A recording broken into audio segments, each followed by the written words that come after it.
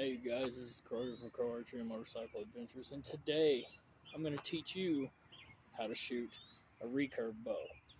Alright, so first things first, like, share, comment, subscribe if you like the video. I really do enjoy doing this for you guys. Thank you so much for all the support. So let's go ahead and jump right in.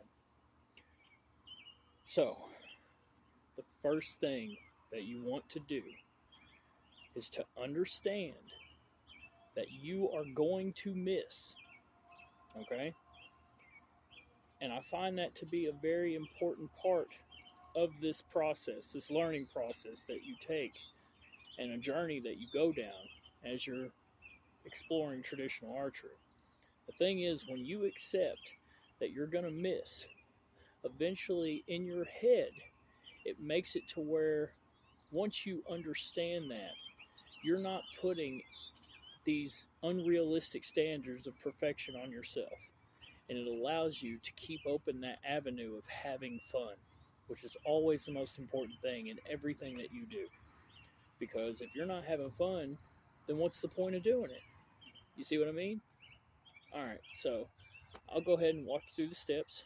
Right now I'm using my Hoyt Satori. I've been working all day, and to be honest, I'm a little tired, so more than likely I'm probably going to shoot a little off. But that's okay. You know why? Because I enjoy doing this. I have a lot of fun doing this. And once you get out of that mindset of expecting perfection with yourself, when the moment of truth comes, for me, I've found it's easier to let go of all the worries. So let's go ahead and give it a couple shots. Right now I'm standing at about 20 yards. So actually, go ahead and stay in the photo. So what you're going to do is you got to come up with a shot process. All right, first things first. It depends on, if you're going to shoot 3 under, or you hold 3 fingers under, or if you shoot split finger. I shoot split finger. So what I do is, first let me take a shot and let me explain. All right, so I'm looking at what it is that I want to hit. I go into a smooth draw, I aim, and I shoot. Okay, you can hold. This is actually a heavier weight bow that I used to hunt with, and and believe it or not, also remember this. Right now where that hit, so it's within it's like a 5-inch circle, maybe 6-inch circle. You got to think, a deer's vitals are a lot bigger, a lot bigger area than that. Well, not huge area, but the point is, I still would have killed that deer. So instead of thinking about the negative, oh, I missed the perfect center, you have to think about the positive. Because if you don't, you're not going to have fun anymore, and you're not going to learn anything, and it's not going to be enjoyable. So let's try again. So I come up, I'm looking at what it is that I want to hit. I go into my draw cycle. Boom, there it was, right there. And what you're doing, got your arrow knocked, like so. And I'll turn, that way you can see more. But what I do, I come up, I'm like this, I'm looking at what it is that I want to hit. I go into my draw cycle, come back to my anchor. So your anchor is where basically your fingers are right at a place depending upon you and what's comfortable. So like for me, I think about this middle finger right here at the corner of my mouth, and my thumb usually being back here. And then once you get there, take your time,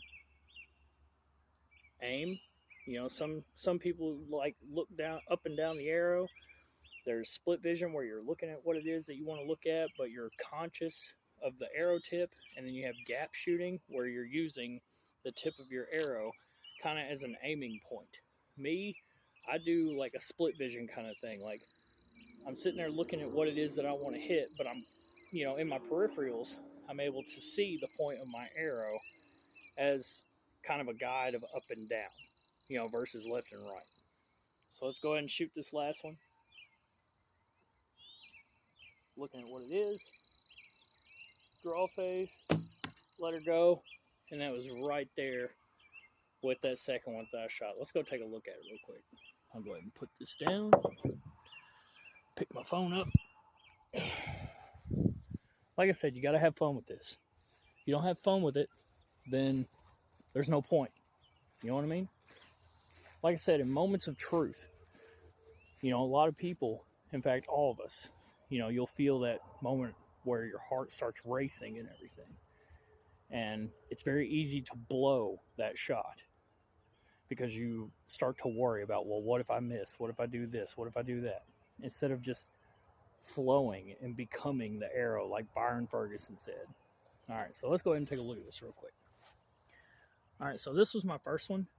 Notice how a couple inches off, but still almost 20 yards, and just that. Look at these other two. These other two are like stacked on top of each other right here. And it's right there in the kill zone. See what I'm saying? You have to accept that there's going to be times where that one arrow kind of goes off course a little bit. Doesn't do what you expect. And then as you get a little farther into it, you always got to keep in mind your form. You got to keep in mind that any little error in your form can cause something like that. So you stay conscious of always trying to improve your form and trying to stay in that form. But you can't beat yourself up if you miss. Because like I said, when you do that, you're defeating the purpose. At that point, you're no longer having fun. Like I said, if you ain't having fun doing what it is that you're doing, then why are you doing it? You know what I mean? Always remember that. It's like anytime I've ever been asked to teach somebody how to ride a motorcycle, I always tell them the same thing every time. And that is, once you accept that you are going to drop that motorcycle, it becomes a lot easier. Because the thing is, yes, you're trying to avoid dropping the bike, but the thing is, any real biker knows that it's not a matter of if, it's a matter of when.